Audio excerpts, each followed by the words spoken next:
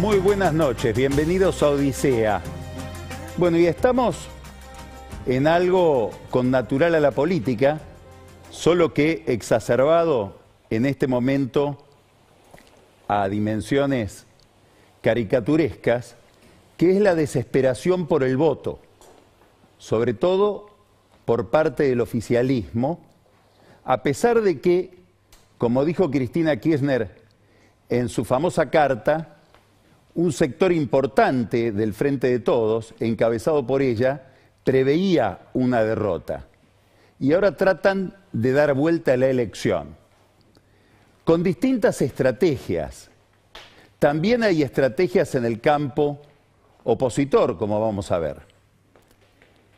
La gran cantera, en principio, que quieren explorar, es la de los que no fueron a votar. Esta es una elección que marcó el récord de abstención desde 1983, desde que se refundó la democracia. Estamos hablando de que la concurrencia no llegó por primera vez al 70%, es decir, una abstención superior a la del año 2001, que ya había sido muy dramática. Bueno, ¿a qué se debe esa abstención? Es un interrogante. ¿Hay miedo a la pandemia? ¿Hay apatía? El gobierno dice, el gobierno está mirando mucho la abstención en las capas más pobres de la sociedad. Por ejemplo, Máximo Kirchner está mirando el mapa de la provincia de Buenos Aires y le llama la atención que en lugares como Cuartel Quinto, por ejemplo, en Moreno, la abstención haya llegado a niveles del 45%. Solo el 55% de la gente fue a votar en los lugares más sumergidos desde el punto de vista económico. Y la explicación que se dan es un poco autocomplaciente. Bueno, no fueron a votar porque no querían castigarnos votando a la oposición. Esa explicación supondría que el vínculo entre los pobres y el oficialismo sigue siendo el mismo. Vamos a ver si es así. Después vamos a hablar de algunos datos que parecen cuestionar esa idea. Capital Federal, sobre todo provincia de Buenos Aires. Ahí está la batalla. Ir por los que no fueron a votar. También en el caso de Juntos por el Cambio, o Juntos, como se llama en la provincia de Buenos Aires. Y también ir por aquellos que votaron a fuerzas, que o bien sacaron un porcentaje no muy abultado de votos, o bien no lograron pasar el piso que permite que sus listas participen de la elección general. Entonces ahí tenemos los votos de Espert, los votos de Cynthia Houghton, los votos de Gómez Centurión. Ahí está mirando Santilli, ahí está mirando Larreta, ahí buscan recuperar fuerzas los de Juntos, en esos votos que se suponen son antikirchneristas y que van a demandar de parte de la oposición una mayor tensión retórica, más grieta, no menos grieta como quería Larreta en su plan general de llegada a la Casa Rosada. Alberto Fernández lo estamos viendo este fin de semana ir a lugares recónditos del conurbano, a ferias de lugares muy populosos y en general pobres. Quieren ir ahí, que un poco se abandonaron en esa zona, nada menos que los kirchneristas, donde tienen su mayor representatividad. Decía que no hay una relación clara, un diagnóstico claro de la relación hoy entre el voto de los pobres, entre el voto de los que miran la vida pública desde el punto de vista de la marginación económica y el gobierno. ¿Y qué mira el gobierno? Mira el avance de la izquierda en lugares que son muy, muy leales al peronismo en el conurbano bonaerense. Le voy a mostrar estos números. Resultados del Frente de Izquierda, comparando las primarias del 2017, es decir, de una elección de medio término, como la que acabamos de tener, y las primarias del 12 de septiembre pasado. La Matanza, Frente de Izquierda, trotskista, en el 17 sacó 3,9% de los votos. Ahora en el 21 sacó 6,75 en La Matanza, prácticamente duplicó. Pasó de 28.000 votos a 44.000. En Florencio Varela, el trotskismo sacó en el 2017 3,28, 7.000 votos. El 12 de septiembre 6,36, de 3,28 a 6,36, de 7.000 a 12.000 votos. Presidente Perón, que es el partido más pobre del conurbano bonaerense, donde se registran los índices más altos de pobreza estructural o de pobreza crónica. En el 2017, el Frente de Izquierda sacó 3,70% de la elección. En estas últimas elecciones pasó de 3,70 a 7,1. Hay un avance de la izquierda no peronista, de la izquierda ideológica, trotskista, que la convierte, ese avance, en la tercera fuerza de la provincia de Buenos Aires. Y esto interpela especialmente a los sectores más duros del kirchnerismo y sobre todo a la cámpora, que está mirando esos votos, también a los movimientos sociales. Hoy vamos a tener el gusto de tener en Odisea a uno de los mayores cientistas sociales de la Argentina, un intelectual brillante. A mí me va a encantar escucharlo, Juan Carlos Torre. Vamos a tratar de que él nos dé alguna definición sobre esta relación entre pobreza y política en los últimos años en la Argentina. Frente a esta situación, aparece, y contrastada con la desesperación que muestra el gobierno por recuperar votos y por dar vuelta a la elección, una pregunta, que es la pregunta acerca de ¿están dispuestos a todo? Y cuando uno se pregunta si están dispuestos a todo, la pregunta siguiente es ¿a todo qué es? ¿También al fraude? Hablé con dos dirigentes del peronismo, no kirchnerista, este fin de semana.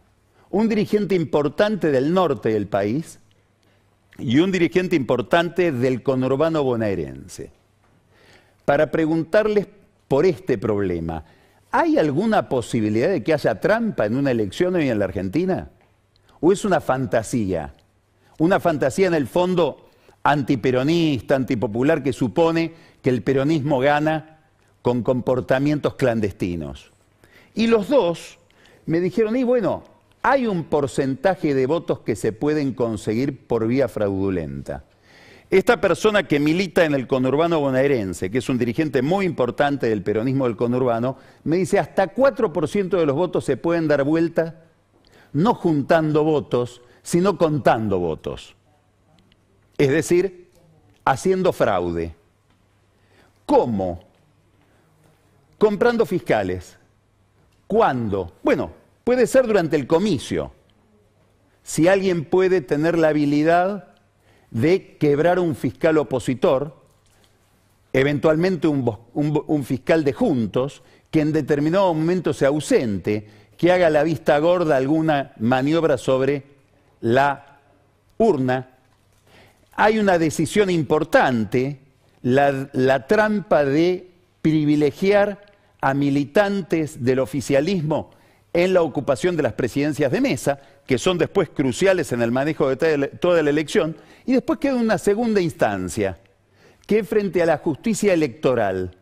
Esto me lo explicaba gente acostumbrada a fiscalizar, que está cerca de la operación. No sé si alguna vez los que me contaban esto lo hicieron, pero hay una posibilidad de comprar al fiscal fiscal mayorista, que después de la elección está en el escrutinio provisorio frente a la Junta Electoral. Y si se le pone plata, puede cambiar la planilla de la elección. Y acá hay algo muy importante. En general no se reabren las urnas. Solo se reabren las urnas impugnadas el día del comicio. Entonces, ¿cómo se determina si en tal urna ocurrió A o B? Si aparecen dos planillas coincidentes, eso es lo que vale. Quiere decir que puede haber una planilla del partido A y una planilla comprada, porque se compró al fiscal del partido B y eso ya decidió cuántos votos hay en esa urna que no se vuelve a abrir. ¿Esto puede llegar a pasar? Seguramente no, porque seguramente la oposición va a estar afilada no solamente en controlar bien el comicio, sino en controlar bien a sus fiscales, porque acá el problema no es dar vuelta a la urna, sino principalmente dar vuelta al fiscal. Cuando hablaba con este dirigente del norte, peronista, me dice, bueno, hay que prestar atención porque Alberto Fernández tiene ahora al as de espadas y al as de basto en estos temas. El as de espadas sería Mansur, según la visión de este dirigente, y el as de basto sería Aníbal Fernández. Esta es una vía para dar vuelta a la elección. La otra la estamos viendo, que es una especie de plan económico de emergencia, que consiste en su forma más brutal en repartir cosas. ¿Qué cosas? Bicicletas con el nombre del gobierno, sucede en Avellaneda, cocinas con garrafas, ya que no hay redes de gas, lo vimos en General Rodríguez, comida, bolsas de comida que se reparten gratis en la Plaza del Congreso, en José Cepaz, Mario Illi, o, como sucedió la semana pasada en el hipódromo de Tucumán, plata. Como no hay tiempo de ir a comprar la comida o la bicicleta o la cocina, directamente se le da plata a la gente. Con la idea de que todo va a mejorar y de que vienen tiempos más prósperos. Por detrás de esto está el plan de gastos, que está anunciado en la carta que le dirigió Cristina Kirchner a Alberto Fernández. Después vamos a hablar varias veces de esa carta, porque tiene que ver con varios temas que vamos a tocar hoy. Y hay un párrafo para Guzmán. El párrafo para Guzmán es donde le dice, hay poco déficit. Eso no quiere decir que hay poco gasto. No quiero que tengas más gasto, porque él puede decir, bueno, gasté todo lo que tenía para gastar y tengo poco déficit porque recaudé más. Y recaudé más probablemente porque tuve retenciones que no hubiera tenido sin el actual precio de la soja o porque tuve un impuesto a la riqueza que en otro momento no hubiera tenido.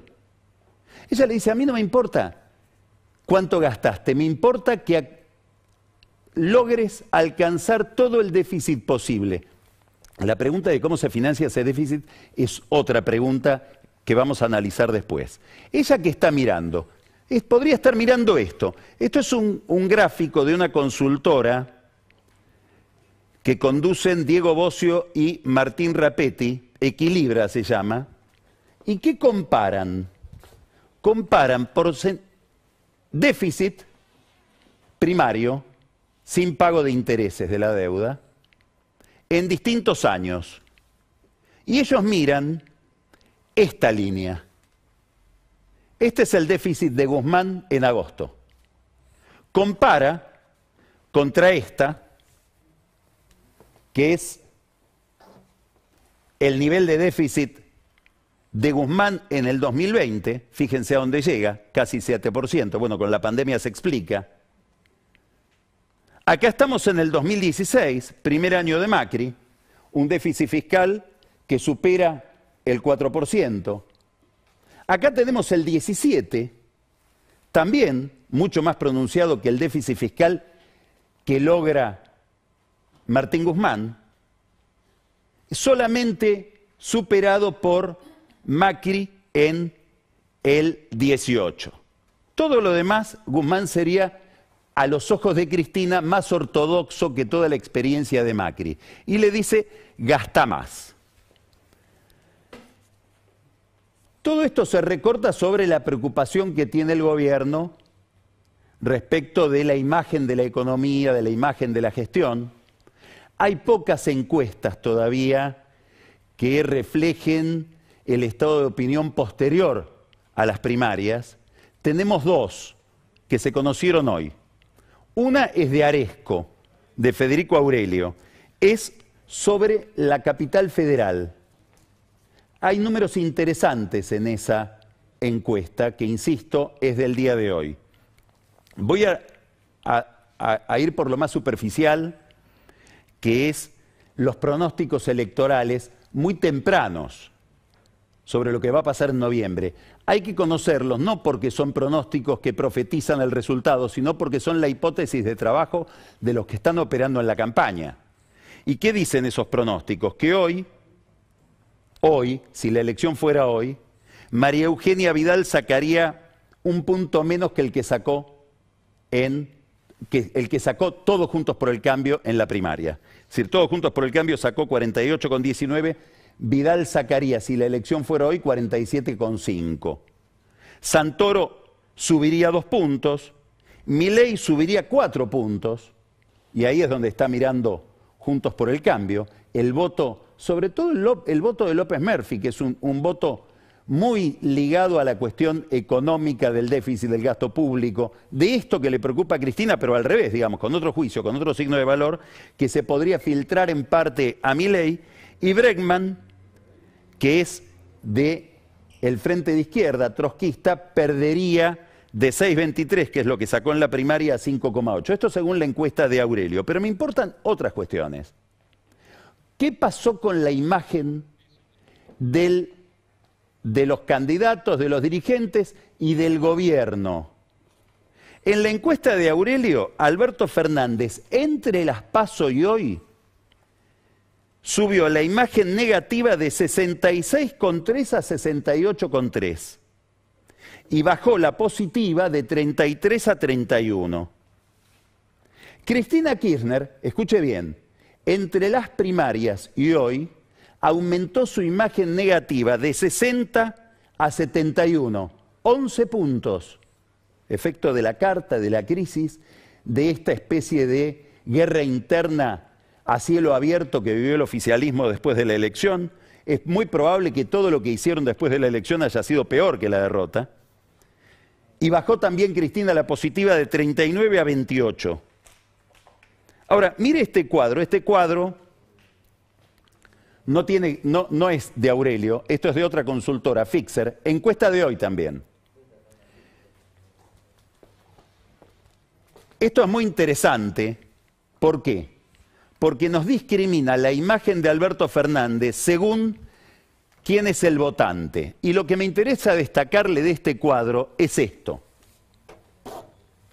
Esto es la caída de Fernández en el votante kirchnerista. Esto es lo que la tiene preocupada a Cristina, a Máximo Kirchner, al peronismo en general.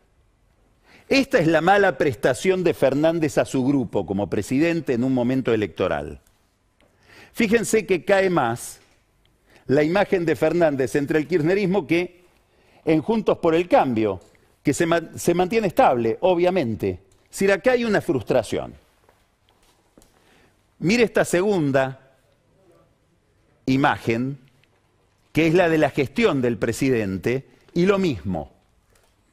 Hay una caída en el votante propio, en la imagen del gobierno. Un gobierno que, como dice Cristina, tiene funcionarios que no funcionan. Bueno, a la cabeza de esos funcionarios que no funcionan está Fernández. Esto explica la intervención de Mansur, de la que después vamos a hablar.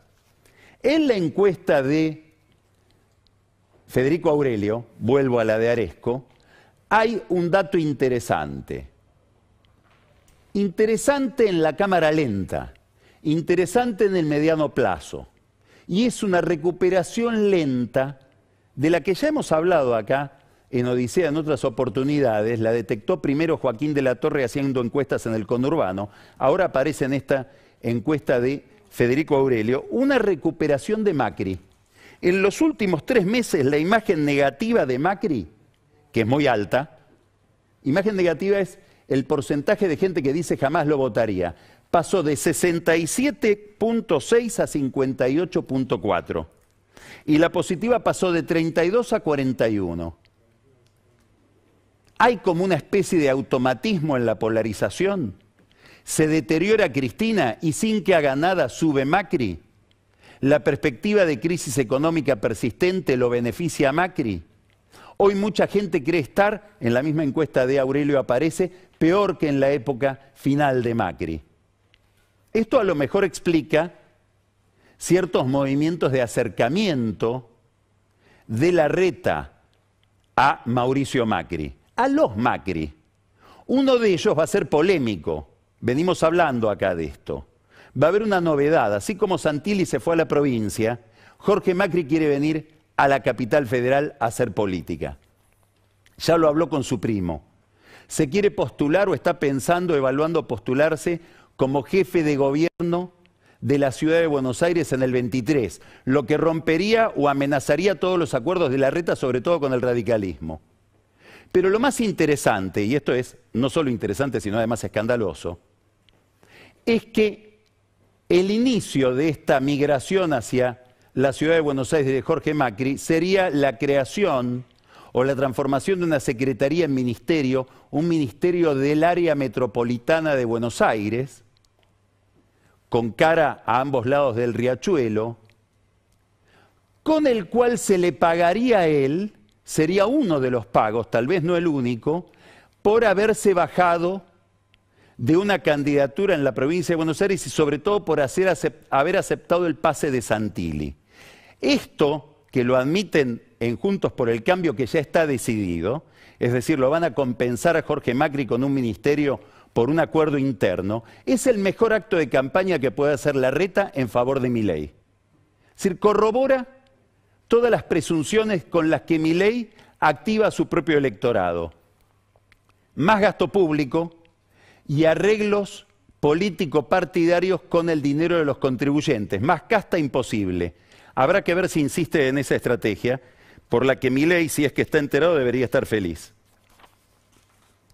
En la encuesta de Federico Aurelio aparece un dato muy importante respecto de las expectativas. Insisto, es una encuesta que mide, compara, desde la primaria hasta ahora. Expectativas desfavorables respecto del futuro subieron del 57 al 59%, desde el 12 de septiembre hasta ahora, en 2 semanas. Y las favorables cayeron del 33 al 34%. Esto explica el plan de gasto del gobierno en esta campaña. Ahora, la consultora de Rapetti y Bocio se imagina qué consecuencias macroeconómicas podría tener este gasto desenfrenado al que apela el gobierno para dar vuelta al voto y mejorar el salario de los sectores medios, de los sectores más castigados, de los jubilados, etc. E imagina 3 escenarios que se van a definir. El verdadero se va a definir en la semana, cuando conozcamos todas las noticias. Uno donde el gobierno agrega 132.000 millones de pesos. Y ahí estos consultores, bueno, se plantean un aumento de 15.000 pesos para llevar a 15.000 pesos la UH, mejoras en refuerzos en las jubilaciones, etc. ¿Qué me interesa destacar de este cuadro? Lo siguiente. Si fuera el primer escenario, que es un escenario moderado, donde el gobierno aumenta en 132.000 millones de pesos el gasto, el déficit llegaría a 1 billón de pesos, 1.500.000 millones. Y tendríamos un nivel de intervención por la brecha, por el movimiento cambiario que habría.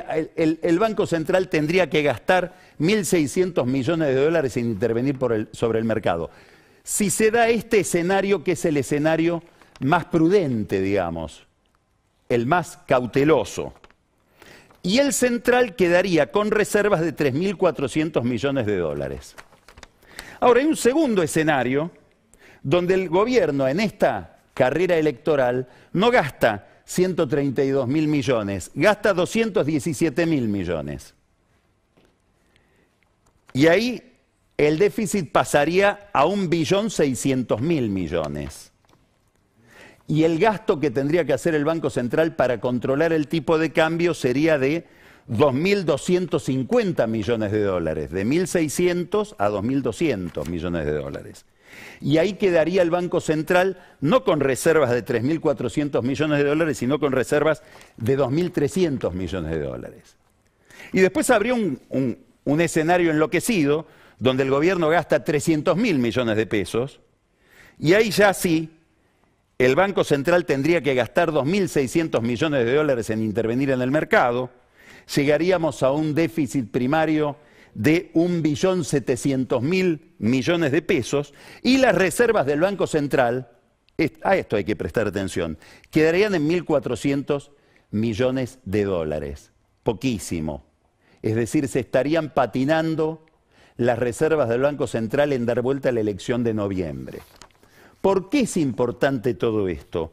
Porque esto se va a pagar en algún momento, sobre todo si el gobierno insiste en ir a un acuerdo con el Fondo Monetario. Y si decide no ir a un acuerdo con el Fondo Monetario, habrá una crisis que hará su propio trabajo de manera mucho más inclemente que como la hace habitualmente la política.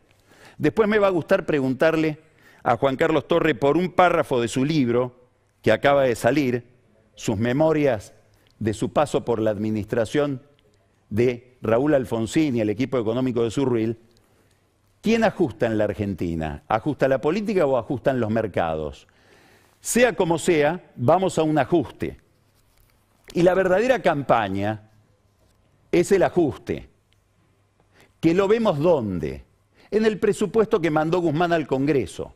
Presupuesto que se lo están desfigurando, pero que igual tiene, aun cuando se lo estén desfigurando, algunos rasgos que nos hablan de que vamos hacia un ajuste muy distinto del clima que se quiere transmitir con el reparto de bienes, el mayor gasto, los números que le gustaría ver a Cristina en ese plan económico que analizábamos recién con los datos de Rapetti y de Bocio.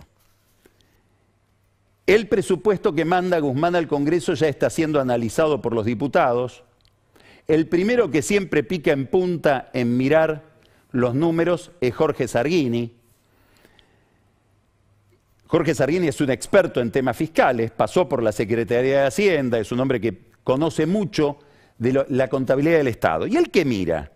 Él mira que Guzmán propone un crecimiento de 4 puntos del producto, que, dado el arrastre estadístico que puede haber de este año al que viene, puede ser verosímil, pero una inflación el año que viene de 33%. Es como la misma mentira de este año cuando nos prometía que la inflación iba a ser del 29%. Y lo juraba, cuando todo el mundo sabía que iba a ser mucho más. Este año la inflación va a estar cerca de 48%, entre 44 y 48%.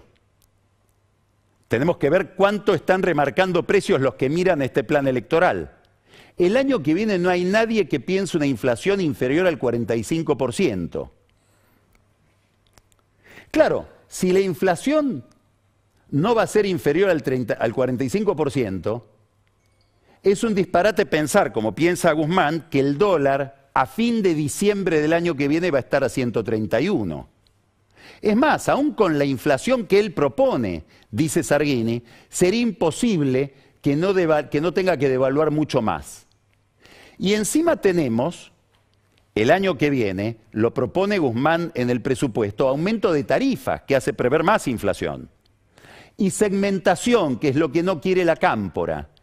Es decir, aumento de tarifas para un sector de la sociedad y no para otro. Esta es una gran discusión que es la que le produjo un dolor de cabeza a Guzmán cuando Federico Basualdo, el subsecretario de Energía Eléctrica, se le insubordinó y sigue insubordinado hasta el día de hoy. Vamos a otra discusión sobre tarifas el año que viene.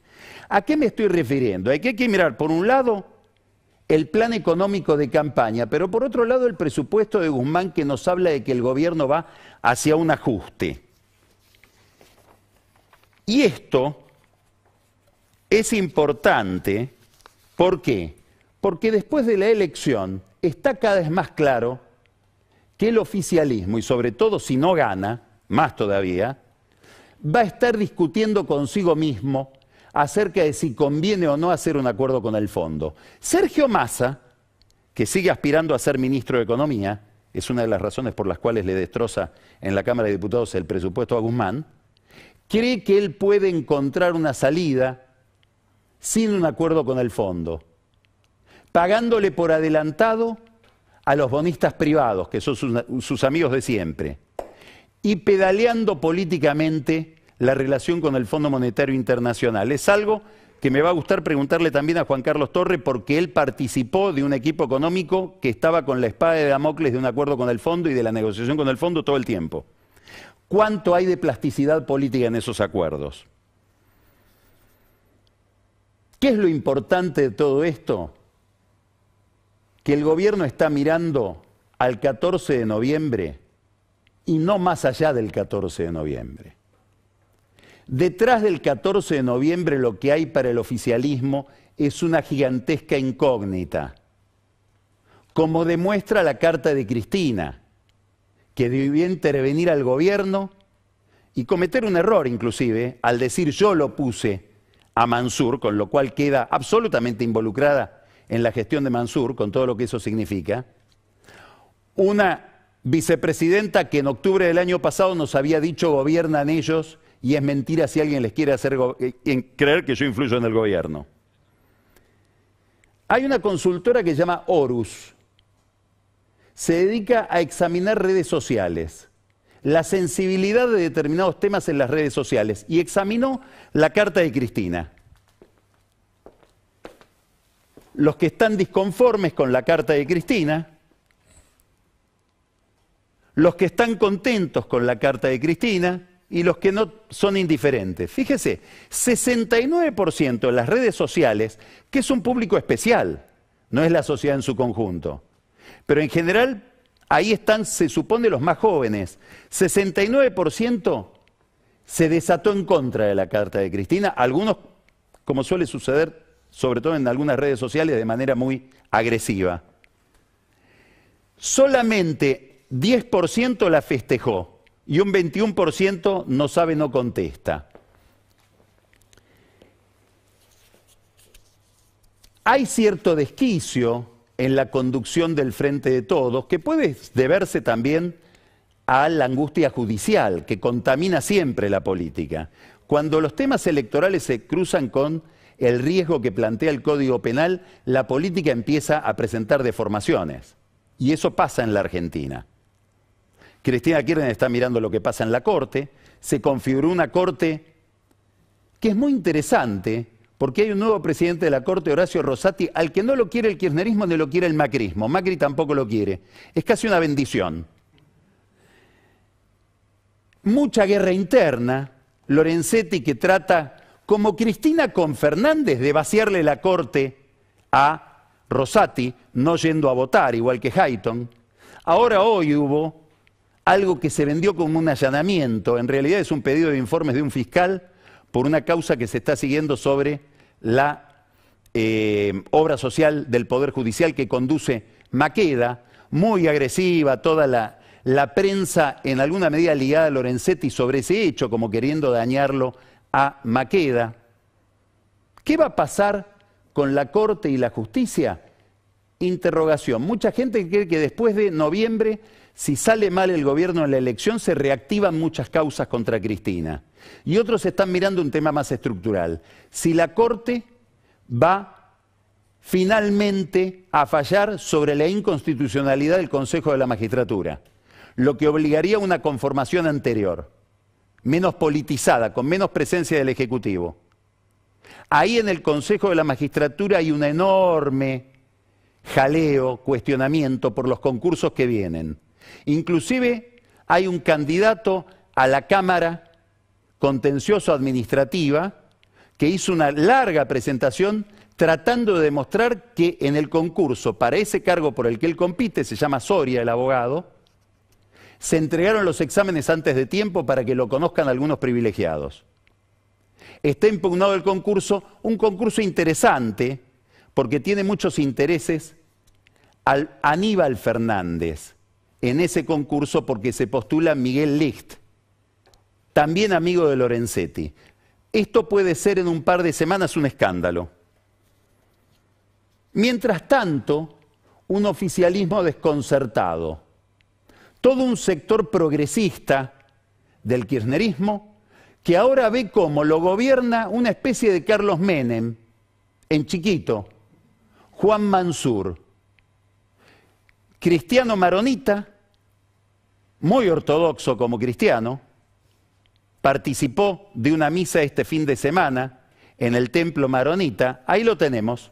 Es una misa en reivindicación de la iglesia maronita porque hubo una profanación el viernes pasado en ese templo que queda en la calle Paraguay. Acá lo tenemos a Mansur y a Samira, la hija de Mansur, participando de ese oficio religioso donde él también se pudo abrazar con un representante del Opus Dei, la derecha de la derecha de la derecha de la Iglesia Católica, en un gobierno que se envolvió en la bandera de la despenalización del aborto, el matrimonio igualitario, etc. Incomodidad. Incomodidad con la posición que tiene Mansur en política internacional. Su referente internacional es Luis Almagro, el jefe de los antibolivarianos, el que fue a denunciar fraude en Bolivia, allí donde Alberto Fernández vio un golpe de Estado. Él vio fraude.